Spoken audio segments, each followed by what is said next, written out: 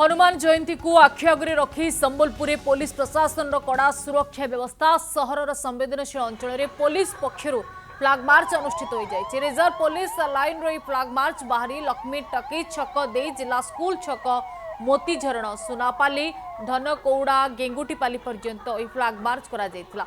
हनुमान जयंती समय जेपरी कौनसी प्रकार गंडगोल नहेब से फ्लाग मार्च करा जायछि। एही फ्लाग मार्च रे निजे Uttaranchal IG SP CRPF commander RF BSF jawan सामिल अछंती।